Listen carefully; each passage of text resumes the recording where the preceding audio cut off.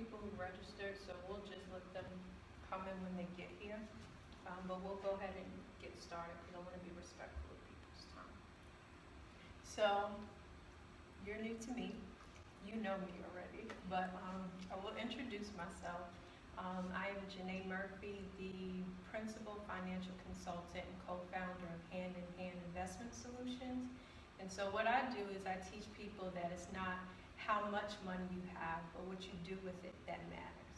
And so over the course of my financial journey, and I'll share a little bit of my story so you know my background, but things that have worked for me, I've kind of documented it and packaged it through this workshop series entitled Be a Better Money Manager.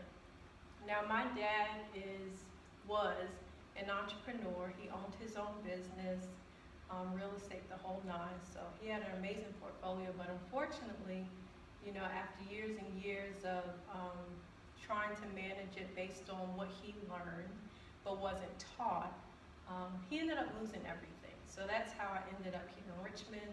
I'm originally from New York, so we had to sell our home to avoid foreclosure.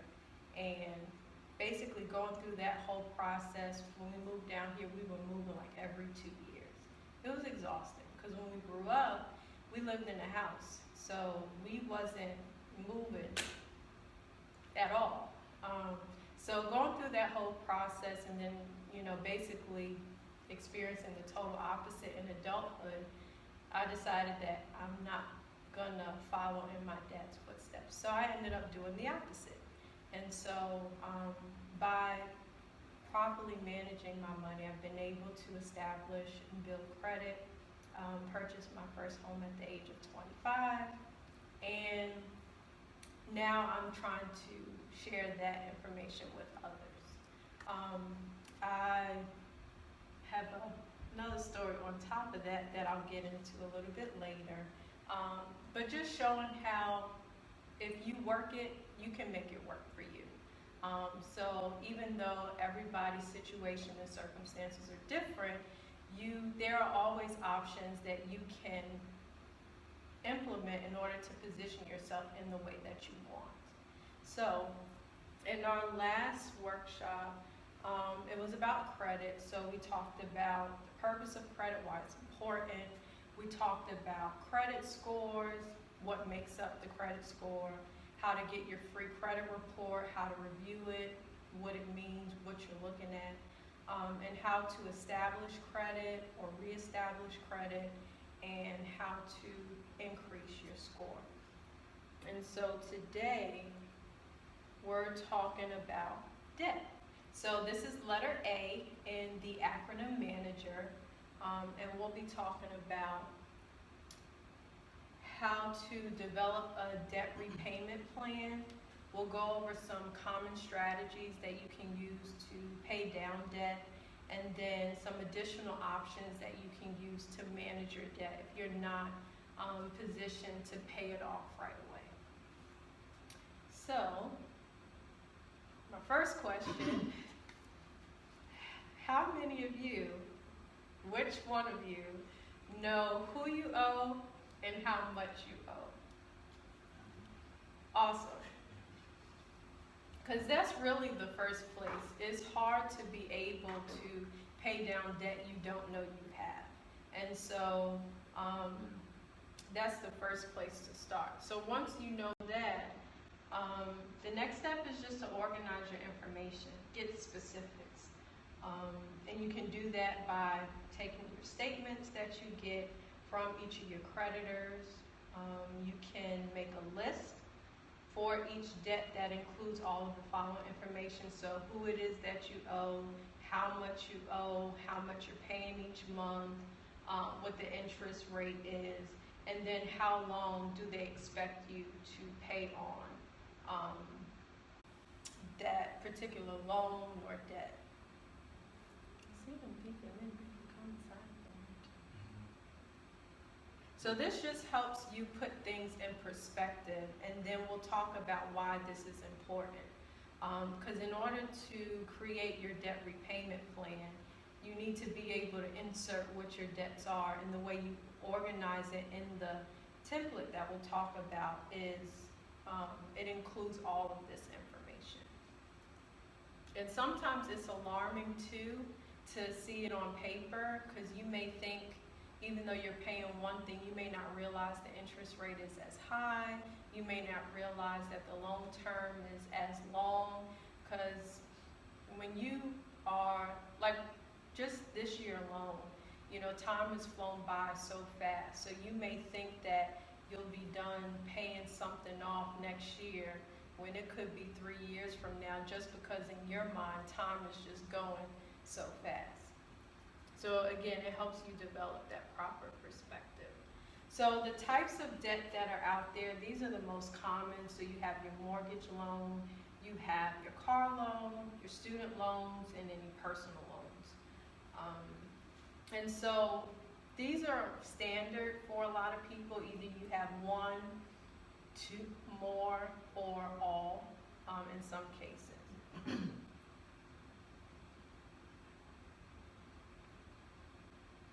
All right, so once you have figured out who you owe, how much you owe, and have gotten all your information together, hey Bradford, you want to, before you start thinking about strategies to begin paying down your debt, it's important to realize what caused the debt in the first place.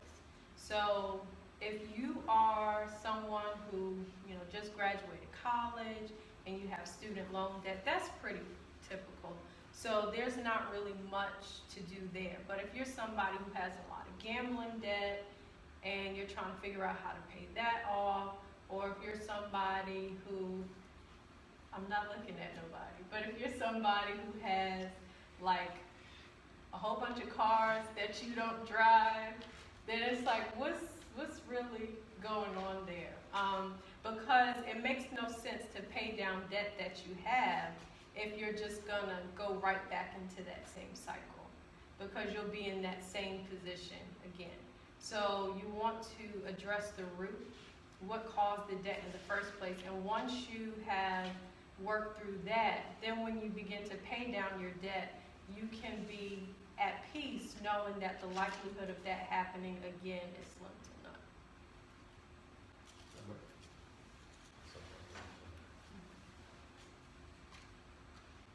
Any questions so far? Just soaking it in. All right, so these are some common reasons that I research of why people get into debt. So, you know, some of these may be more, the fact that they're on here can make more sense than others. But let's look at some of these reasons. So reduced income and same expenses. So, you know, now I see that the trend for jobs is that they're paying less for the same jobs, but people's living situations aren't really changing. So unfortunately, you know, that can lead people to potentially get in debt. Divorce, I know that can be pretty expensive. Poor money management, again, we talked about how that can lead to, you know, you racking up debt that you didn't plan to. Underemployment just is concerned with the fact that you're not earning as much as you potentially could. So if you're somebody who is, you know, you have this certain standard of living that you desire, but unfortunately the money that you make is not enough to support it, that's an example of underemployment. So we talked about gambling, medical expenses, you know, that can get pretty expensive. And if you don't pay, the hospital can send those bills into collection. Not having a lot of savings, when we talked about in the savings workshop, reasons why people don't save, when you don't have that cushion, when things come up, you may have to take out a loan, you may have to max out a credit card in order to pay that debt. Lack of communication skills. So if you're someone who's not willing to ask for help and you just allow yourself to get to a place where it's kind of too late. Instead of avoiding that by talking about it sooner and getting some help, you end up in a situation that you could have essentially avoided. Banking on something that hasn't happened. I have a story for that. I don't know if I want to share it. But basically when you think that, you know, some money is coming your way, but you ain't really got it yet, and so you make some decisions that cause you to, you know, have a little bit more than you want to, then, that can be a reason. And financial illiteracy, just not knowing how to manage your money. And so that's why workshops like this helps to prepare and equip those people who need that additional knowledge to be able to make the right decisions. So, banking on something that hasn't happened. So my story is, and I can admit this because it just is what it is, like we're real people. So last year before last, I got my license to do insurance. And so I'm thinking, all these people make six figures, so I'm like, no brainer. So I go, at the time I was doing all these timeshare presentations so I can get the free stays. So I got to visit some pretty cool places and stay essentially for little to nothing, just by sitting through the presentations.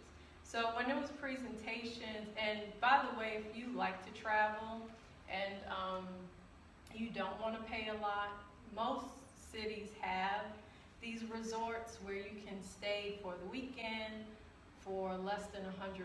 You sit through a presentation, you even get a voucher for a free deal, and you get a free meal, you go home. Of course, you got to say no, but if you think you'll be tempted, I don't recommend it. So I did like 2 or 3. So at this time, I'm thinking I'm a pro at it, just say no. So when it was in New Jersey, in Florida, it was easy to say no. Well, I made the mistake in going to one in Williamsburg, which is literally 45 minutes away. So close to home, and I'm in my feelings because I'm like, I want to travel. So I'm sitting through the presentation, I already know I'm going to say no. But the fact that I'm thinking, man, I really would like to travel. And this is only 45 minutes away. I can make this work. I just got my license. They make 6 figures. It can happen. Well, I hadn't had the money yet, so I ended up signing up for it, and now I have this huge bill that I have to pay every month when I could be using that money towards something else. So it just goes to show that anybody can get hit with situations like this that they think they are prepared for, but life happens. It could just come and catch them completely off guard. So don't do what I did. There are other sites out there where you can get good travel deals, and if you don't know, just ask me, because I go everywhere. All right, so there's some truth for you. All right, principal-only payments. This is one of the strategies that I use to pay off my car loan in half the time. So when I bought my car in 2009, I purposely stretched my 3-year loan out to 5 years, so that way my monthly payment would be lower, and then I paid double each month because it was dirt cheap. And I was able to pay off my car in 2.5 years. And so with principal-only payments, you're paying more than your normal or your minimum payment. And then when you make that additional payment, you're specifying principal only. So that amount, whatever extra you're paying, gets deducted from the principal balance. Because when you make your payment each month, a portion of it goes to interest, a portion of it goes to principal. So if you have a $300 car note, not all of that is coming off of that $16,000 purchase price that you had. A portion of it is going to interest, and a portion of that is going to principal. So out of that 300, you may only have $180 that's coming off that $16,000 price. And the rest, the lender, whether it's the car people or it's the bank, they're putting that money in their pocket, and that's their payment for loaning you the money in the first place. So if you go to buy a car and you can't pay cash for it and you're looking to get a cheap monthly payment, that's something that you can consider to have a reasonable car payment and also pay it off faster.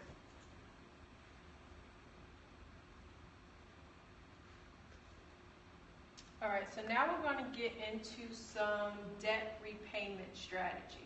So the first is called the debt snowball method. So if you think about a snowball, it starts small and then you can roll it up into an even bigger snowball. So it takes that same shape when you talk about this method. So it's where you focus on the debts that are the smallest and then you work your way up to the debt that is the highest. And this is when we talked about organizing your information, you prioritize it based on the amount of the debt. Good morning. So you focus on the debt that has the smallest balance, and then you go up to the debt that has the highest balance. And we'll talk about the benefits of this in a minute. So with this method, you're more likely to pay your debts off quicker, because again, if you're starting with the smallest debt, the likelihood of you paying that off faster than your largest debt is a lot higher. And when you see those results by those debts dropping off, that'll build up some motivation and momentum to keep going. And for those people who get overwhelmed with, which debt do I start with first? If I have extra money, does it make sense to pay this one or that one? It simplifies the process because, again, it's sorted in order by which debts are the smallest, which are the highest. So you pretty much know where you need to focus and spend your energy.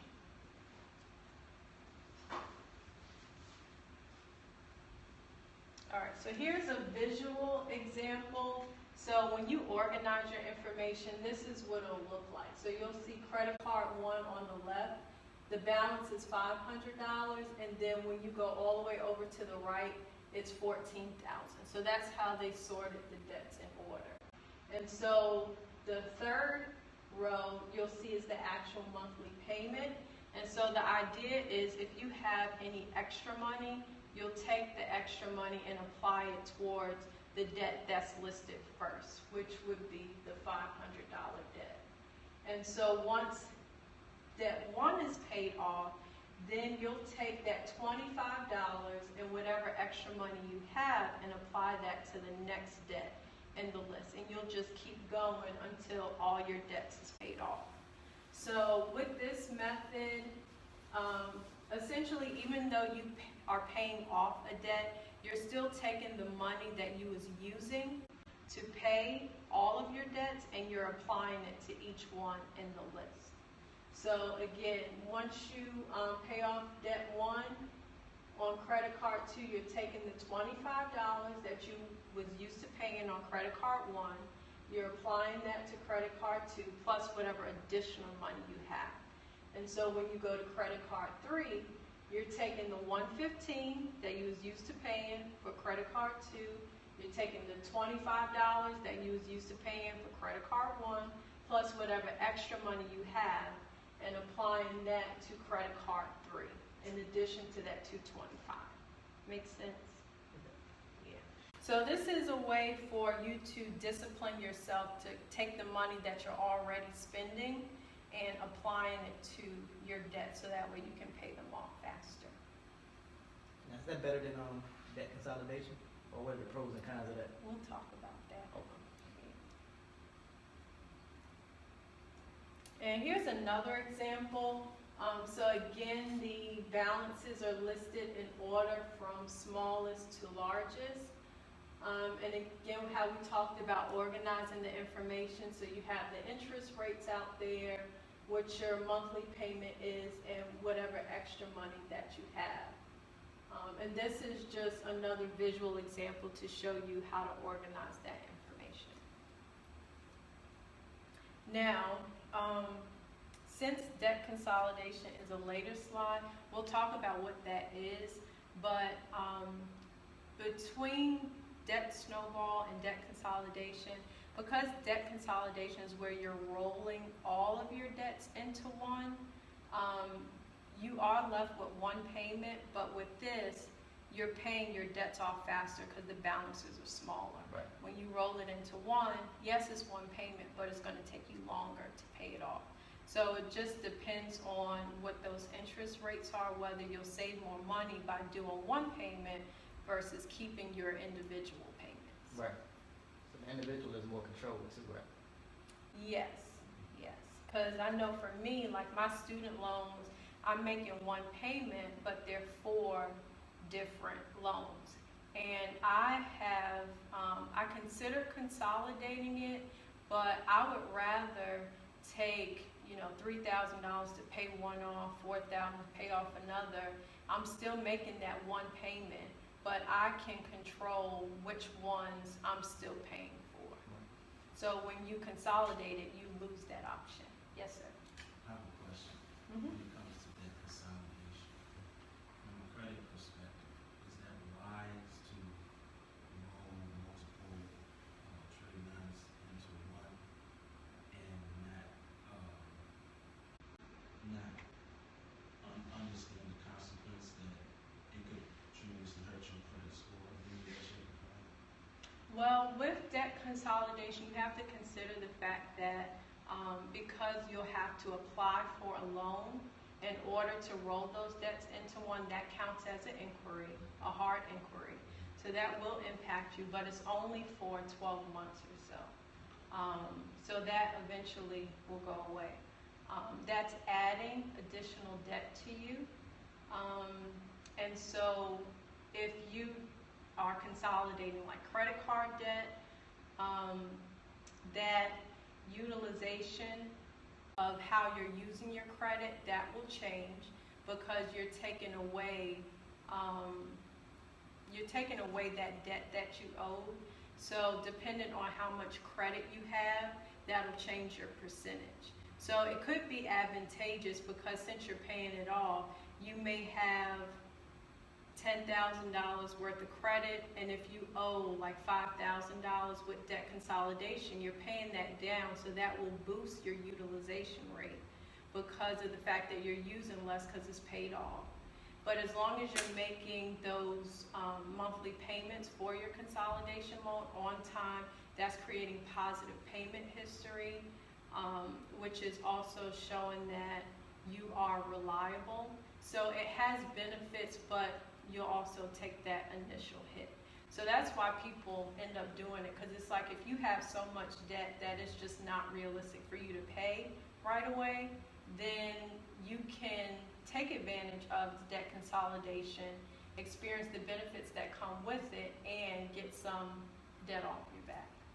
Yeah. So it's a great option for people who have a lot of debt that they just can't pay in the near future. Is there any specific number or amount of debt that you would suggest in doing debt consolidation? Like, you know, like say for instance, person has $10,000 of debt versus the person who has $1,100,000 in debt. Person with $10,000 in debt, they probably are more feasible not to have to go through that process, take the hit from a credit perspective, and kind of nose their own and just use that snowball. Versus the person who has more debt, it probably, and different trade lines, it probably more advantageous for that person, correct? It just depends on the types of debt you have. Because I get offers for debt consolidation all the time, but when I do my taxes, a lot of the debt that I have, I get deductions for them. So like mortgages, you get that interest back. That's a form of deduction. For student loans, you get that interest back. If you have a car loan, you get that interest back. So if you consolidate it into a personal loan, you don't get anything back. So that's something you have to think about. Now, if it's somebody who has a lot of credit card debt, debt consolidation then is kind of a no-brainer, because it's not like you're getting any incentives by, keeping those credit cards open. But if you're somebody who has several types of credit, and types of credit is also part of your credit score. So if you are rolling your mortgage, student loans, and car loan into one loan, you no longer have that diversity of credit on your profile. So you're missing out on deductions, number 2. And number 3, yes, you do establish good payment history with the consolidation loan, but at the same time, you're losing out on all these benefits. Because if you were okay with making your payments, then it's like you missed out on the benefits that you could be having. So yeah, it just depends. Because even in some cases, that person with the $1 million plus in debt, they can leverage that debt to pull equity out if they have real estate or investments, and that can help pay off whatever debt is not advantageous, and then they can, potentially flip it, which will create some cash flow that could potentially pay off that debt in the long run. So yeah, it just depends on the type of credit. Can I throw a wrench in there, Jeanette? Go ahead. When do you want to recommend a person to go bankrupt? Ooh. Now that's That was my next question. bankruptcy. This is okay. So bankruptcy obviously is very real. Right. People do consider it and go through it because it just makes sense. I would definitely say that it's a last resort option, but an ideal candidate for bankruptcy is someone who, and first of all, student loans do not get wiped away in bankruptcy.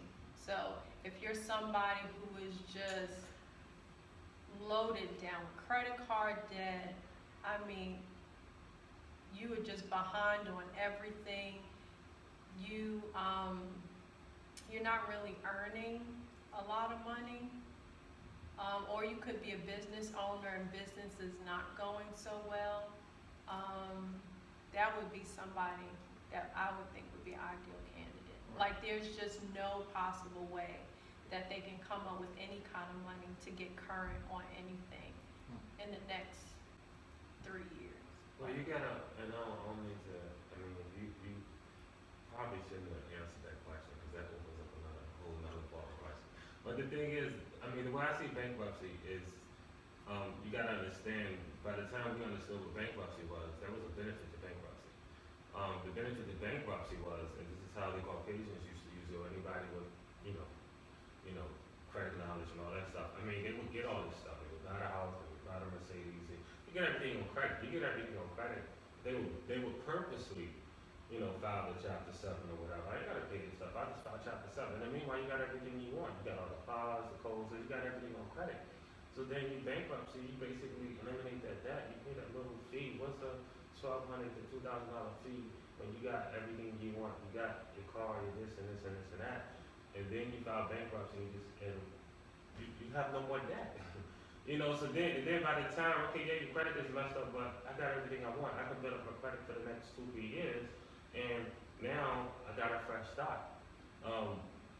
That's how people used to use bankruptcy as a benefit. By the time it got dumbed down to us, we was using it because we needed it instead of using it as a benefit.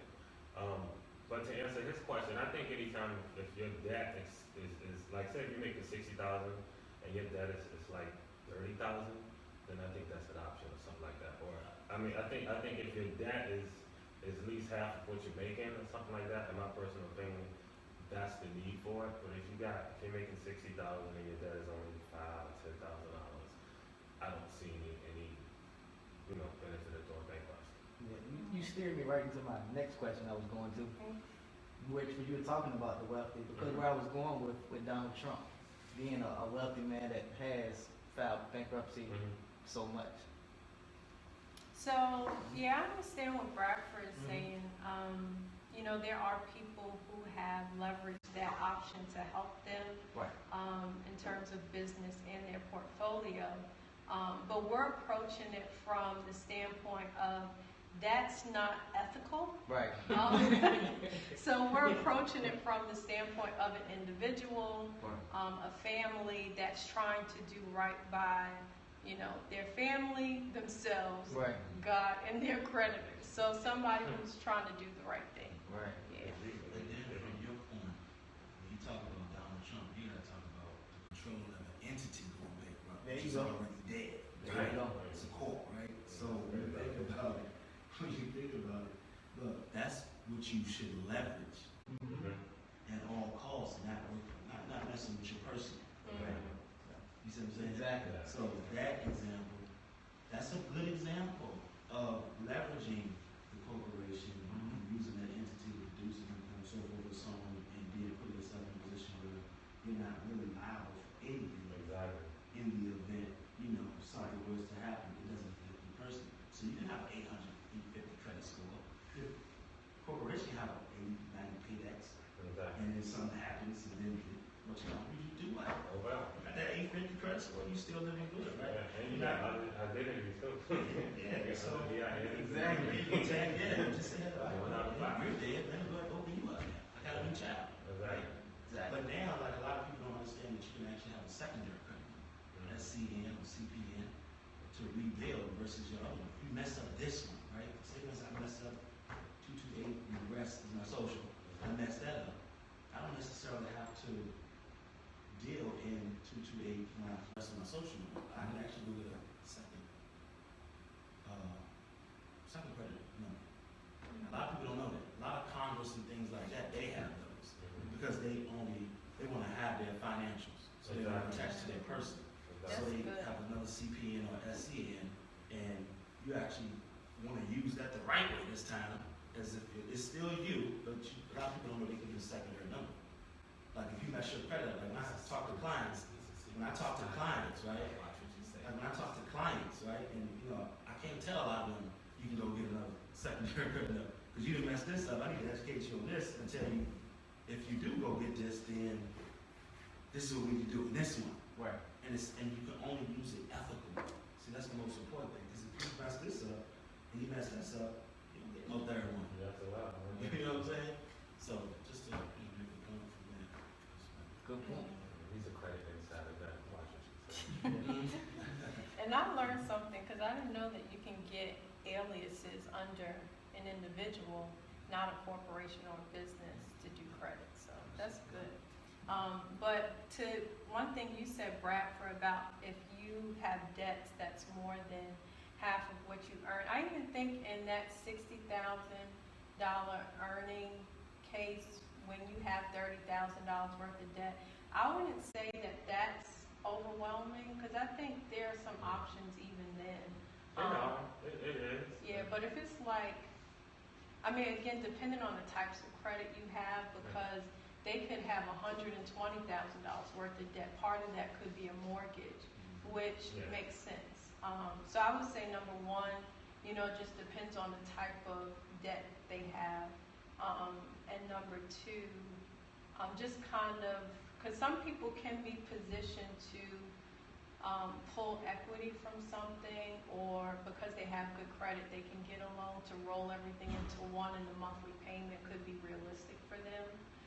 So again, the types of credit and how much I would consider that. But again, bankruptcy as an individual, you want to approach it from an ethical standpoint. If you're a business, that's something different because you're in business to make money. But while you are an individual or you have family, you want to think about them because they'll come knock you out if you don't pay your I've bill. witnessed people who use the system for benefit and was like happy they filed Chapter 7. You know, And some people are. Yeah. They don't see no future for It themselves. was just like, yo, I got everything I want. Chapter 7, here I come, you know. So I mean, I'm serious. I know people. I mean, matter of fact, the person educated me, and instead of looking at the vet, they educated me on this is why I did it and everything, you know. And so, like you said, if you gotta use it for ethical, I mean, either way you're using the system, you know what I mean? But, you wanna, if you care about your own personal, you know, stuff, then you'll. Yeah, and I think everything comes back. That's just my personal philosophy. So they may, you know, benefit at one point from it, but I think that it comes back around at some point in time. Especially if you're trying to purchase a house. They will look at you for 2 years. Shoot, some people file bankruptcy and purchase a country. Like that. Nah, Again, that's business. That is business. you know, you don't need Trump, cause I wanna say something, but they gotta open up on, I think it's just. We'll do that after the workshop. That's just funny. Everything is too We'll funny. have a debriefing period. All right. I think So let's get back on track. So yeah, we've closed that chapter, literally, of bankruptcy. So the second method we're talking about is debt avalanche. So this is where, instead of with debt snowball, focus on the lowest debt to the highest debt, you're focusing on the highest interest rate to the lowest interest rate. So with this method, you save more money on interest because you're paying what you would potentially pay more for because you're paying it first. It may take longer to pay off because you're doing it this way, because those balances could potentially be high, because again, it's not taking into account the balance, it's only considering the interest rate. And this is an attractive option for people who are more concerned with the long term and saving money that way.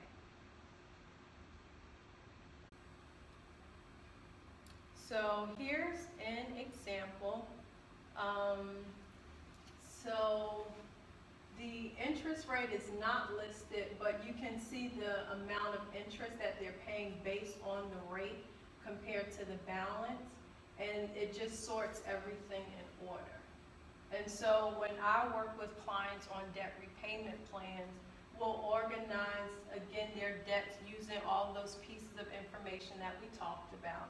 And then it'll tell them how many months it'll take to pay it off and when that will be. So that way we can go through different scenarios if they pay this much more or this much more, how that would impact when that debt will be finished.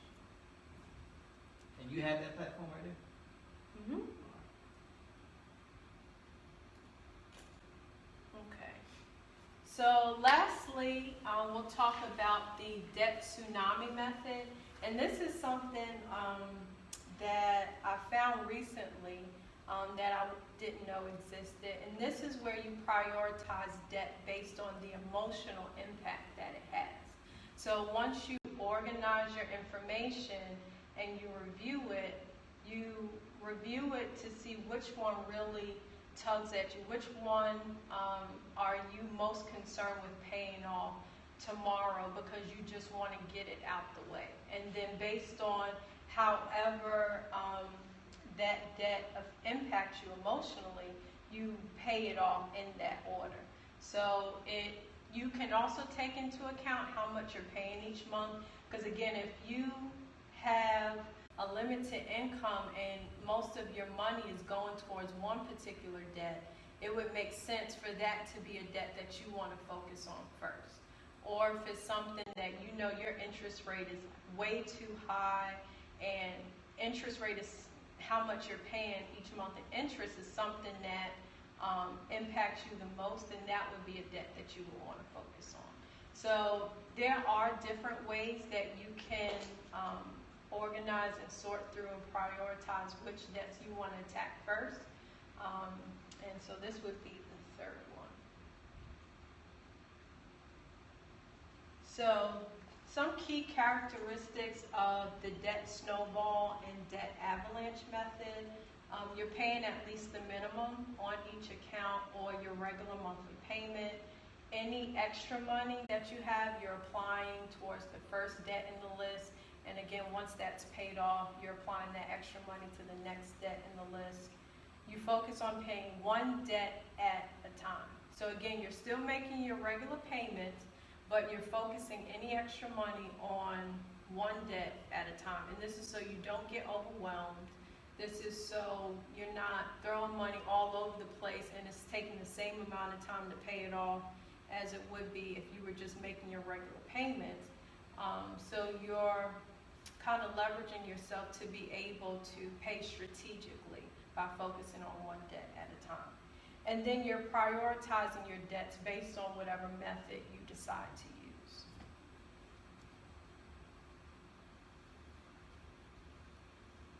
All right, so now we're going to debt management options. So as Tamaris was saying, debt consolidation, that's something we talked about. Refinancing is one, balance transfers in terms of credit cards, and debt settlement. So we'll talk about each of these. And these are, again, debt management options. So if paying off debt is not realistic for you, these are some ways where you can try to save money on how much you're paying. All right, so refinancing, this is just the process where you're taking out a new loan to pay off an existing loan. So one of the areas where you'll see this a lot is with mortgages or with car loans. So when you refinance, you already have a car loan, you already have a mortgage, but you want to either pay less in interest and reduce your monthly payment. So this is how you can later down the road, after you get it initially, because sometimes when we first buy a house or we first buy a car, we may not necessarily get the best deal, but because that's the time frame that we wanted to get the house, get the car, you know, we took what we can get. And so later you may want to consider refinancing in order to save some money off your payment each month or just pay less in interest. Is that, I mean, me personally, I have a problem with the idea of refinancing debt.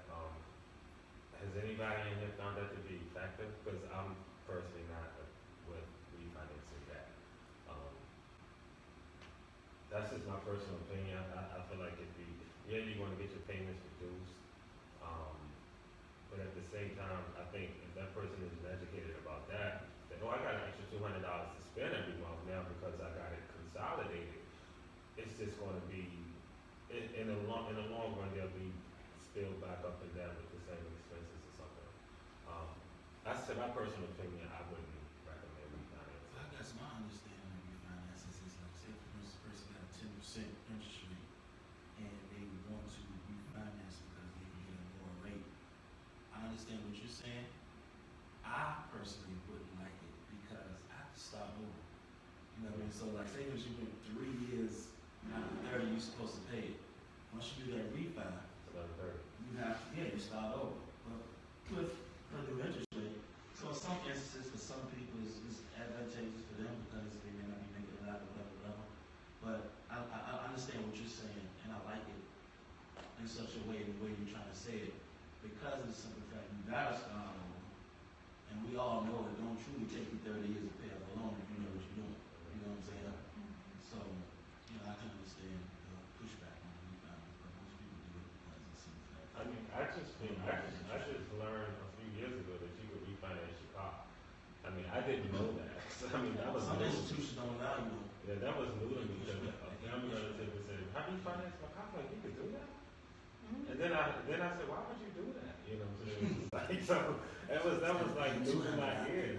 That was like new to me. I knew you could do houses, but when I heard, I was like, "You could do that?" He said, "Yeah, I got a better way." Because they make money off of you getting more loans. I know, but I just never knew that existed, so I would. Yeah. Refinance, student loan, refinance. Yeah, I know that. I mean, because for me, with cars, I like to, if I can't get it straight up or close it straight up, I'm not even looking at it anymore. So that's one thing you'll learn, like you have your own personal preference of what you would do, what you wouldn't do. But I think just like you learned about refinancing a car, you know, some people don't know about these options, and in some cases, this actually is something that they might need, especially if it's something that they just bought, maybe they lost a job and they can't find employment at the level that they was used to. So in that case, it would make sense for them, even though it would stretch their loan out further, because they're new into that loan, they can simply make additional payments like we talked about, those principal-only payments, so they can potentially have that same long-term or even shorter just by making additional payments. But again, if you're someone that, you know, you've been in the house for 20 years, Mhm. that's not, like refinancing should not be an option because you only have 2 years left. You got Because 2 years that left, right? screams to me desperation. Well, I So think it just depends on the you person. may want to break it down as to the Who's pros the and ideal cons of candidate? refinance. Yeah, There you yeah. go. Okay. Yeah, because, you know, with that, without any explanation, you probably could steal somebody, like what you said, that's got already paid 20 years and then they want to refinance it, you know. So, Okay. Yeah, I appreciate She's that. could I have just can, given us the definition of refinance. okay. yeah, we're talking about principles and strategies. Okay. Yeah. on a more positive note, we did witness a lady who refinanced a year after she got her house because when she bought her house, she bought it at 7%. She refinanced the second year, she dropped her interest rate down to 3%. Okay. Wow. Yeah. So she probably actually was kind of. Yeah. She got, yeah. But Mhm. overall, mortgage was probably low. There you go. Yeah, Yeah. because you did only after a year. She did that for a year. Yeah. That's So kinda that smart. makes a lot of sense. Yeah. She worked on the credit. Yeah. Yeah. So yeah, it's an option for some people, but not everybody. Right. So again, principles, strategy. All right, balance transfer.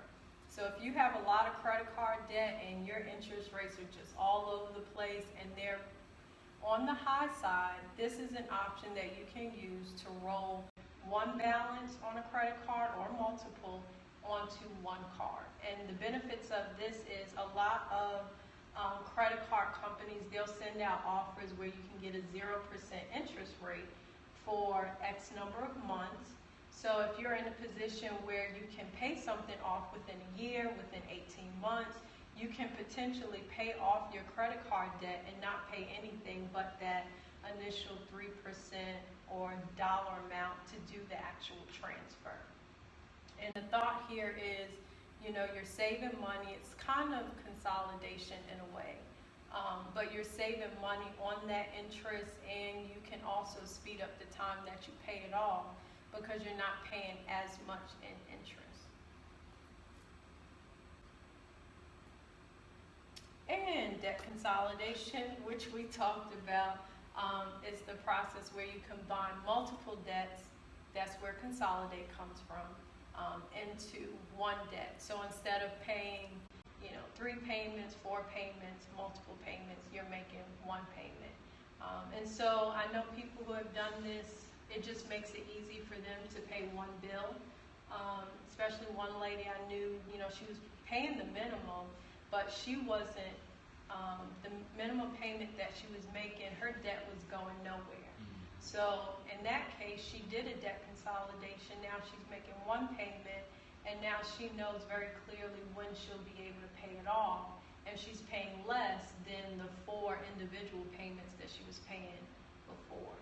So again, it works for some people, not necessarily everybody. So how many points will it hurt your credit? Debt consolidation. I know with the hard inquiry for the personal loan, you know, less than 10 points. And it's temporary, it doesn't stay on forever. And with the debts that go away, it just depends on what type of debt that is. Because if it's credit cards, that will adjust your percentages. And that payment history will still stay on the account, so it doesn't impact that, but depending on the mix of credit that you have, that will determine how you're impacted. Yeah. But if it's credit cards, it's minimal. I have a question. Yeah. Yes, sir. So, let me ask you this question. Anytime you remove multiple trade lines to create one trade line, Yeah. and it creates that one now payment history, does it now take away even more credit scoring points that had value when you had multiple trade lines or a mixture of credit versus incorporating it into that one? Because I heard you say, no, the hard inquiry, we know that kills it. Incorporating it and going from 4 trade lines to 1, it's almost like when you items from the person's credit, right? And the debt goes along with it.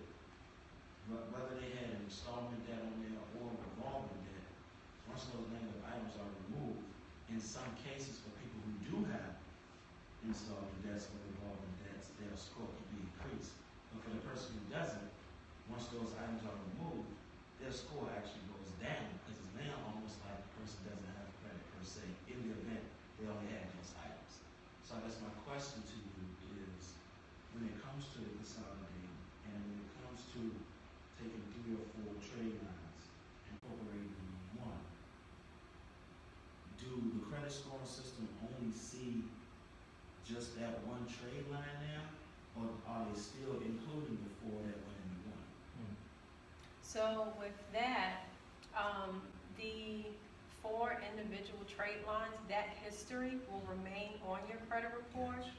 You'll now see just one that is current, and that'll be that one loan. So you won't see the 4 anymore. So say for instance, if you do that consolidation in March, so in April you won't see activity on those individual 4. You'll now see activity on this new loan. It depends, I would say, on the mix of credit, because if it's 4 trade lines that's all credit cards and you're getting one loan, you're just swapping out one type of credit for another. But if it's like a student loan and a credit card, you're eliminating 2 types of credit, which worked in your favor for one line of credit. And so I found when establishing credit, it hurt me that I only had like a student loan or a car loan. So diversity of credit is important. Yeah. So yeah, I would recommend consolidation if you have like multiple credit cards. And again, like I mentioned with the lady that I worked with, if you're making minimum payments and they're just not going anywhere. Yeah. So for that sorry, it's my last question. You fine. So in the case of the 4 credit cards, right? In the case of the 4 credit cards, would it be wise to do a debt consolidation or roll over to that 0% credit card? It just depends.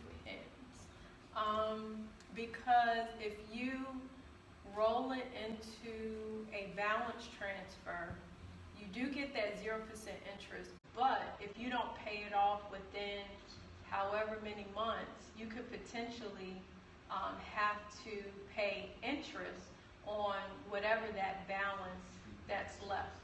And so if your interest rate is going to go from 0 to 15%, you'll be paying 15% per month on that debt. Whereas if you did a debt consolidation, you may get a 5% loan. So even though you're paying 5% for, from day one, you're paying less in the long run because you'll most likely, if you can't pay it off right away, you'll keep that debt for a little bit. Yeah. So it's a lot of considerations you have to make as far as the long-term benefit of doing each option. So I believe we're at one more. So debt settlement.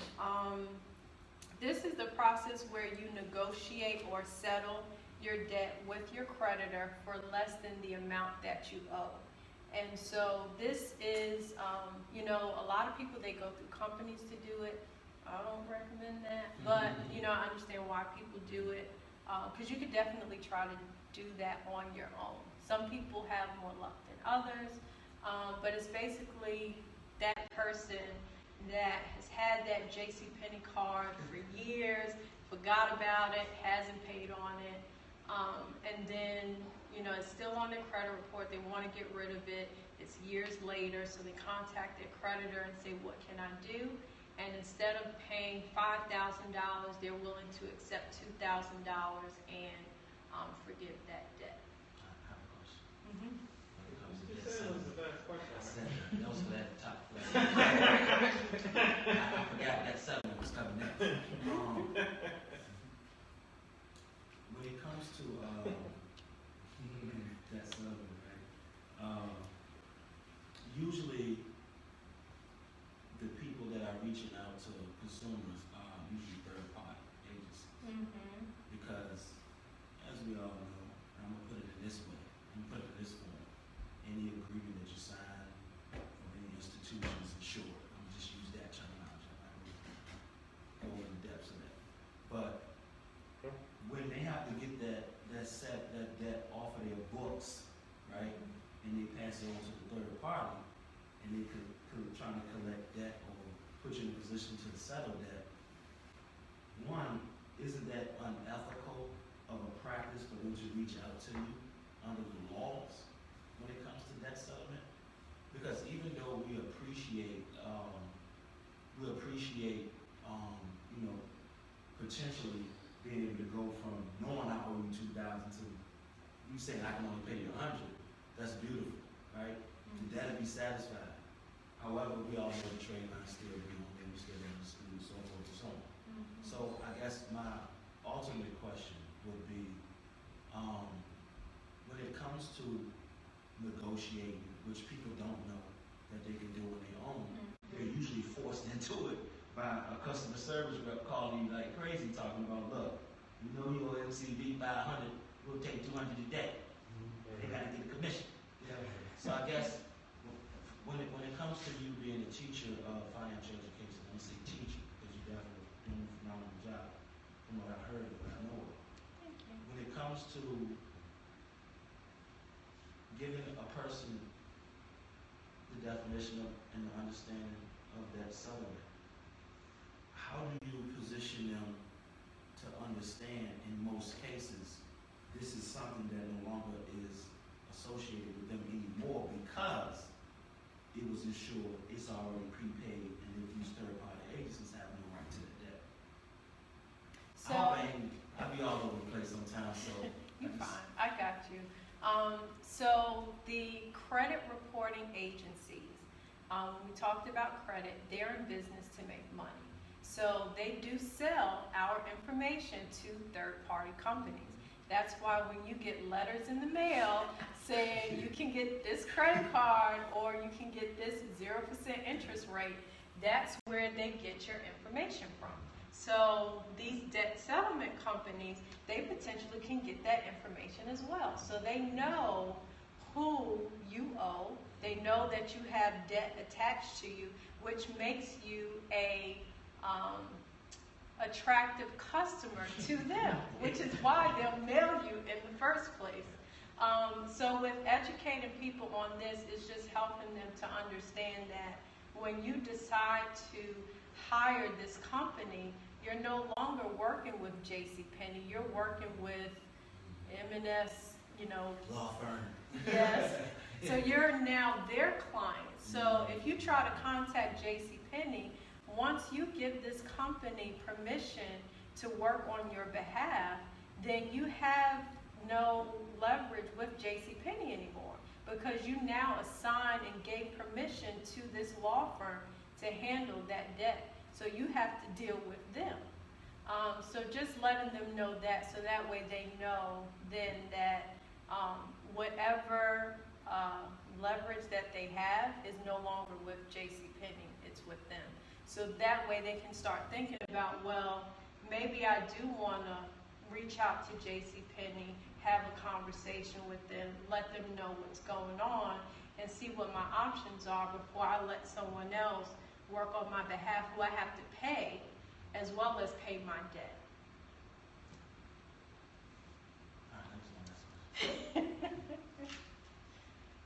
All right.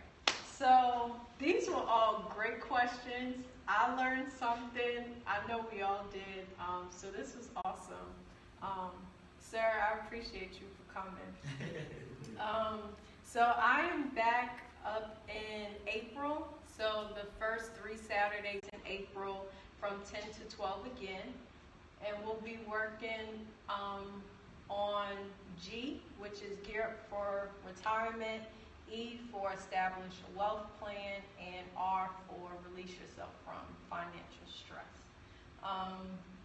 So thank you for coming. If you can finish completing this survey, and I'll give you one, sir.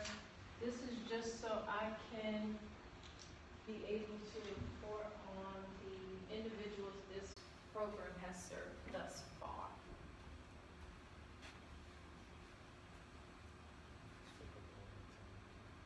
Hmm? Not that, listen.